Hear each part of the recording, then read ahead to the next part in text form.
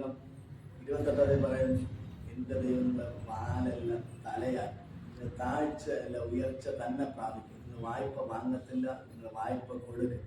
നിങ്ങളുടെ ഭവനത്തിൽ നിങ്ങൾ അനുഗ്രഹിക്കപ്പെടും, നിങ്ങളുടെ ദേശത്തിൽ നിങ്ങൾ അനുഗ്രഹിക്കപ്പെടും, നിങ്ങളുടെ പട്ടണത്തിൽ നിങ്ങൾ അനുഗ്രഹിക്കപ്പെടും. നിങ്ങളുടെ ഭൂമിയിലുള്ള സർവ്വ ജാതികൾ വെച്ച് എന്റെ ദൈവം നിങ്ങൾ ഉന്നതരാക്കി തീർക്കുമെന്നാണ് ദൈവത്തിന്റെ വചനം. ആ വചന ശക്തി നിങ്ങളുടെ മേൽ വ്യാപരിക്കുകയാണ്. നിങ്ങളുടെ ദൈവം താഴ്ചയല്ല, ദൈവം നിങ്ങളുടെ ഉയർച്ച തന്നെ നിങ്ങൾക്ക് തരും.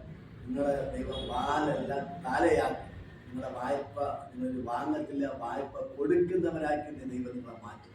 ഇന്ന് പകൽക്കാലം കർത്താവ് വചനം പറയുന്ന പോലെ കടപ്പാലത്ത് കഴിയുന്നവരാണോ നിങ്ങൾ? പ്രശ്നക്കാർക്ക് നിങ്ങൾ ആണോ?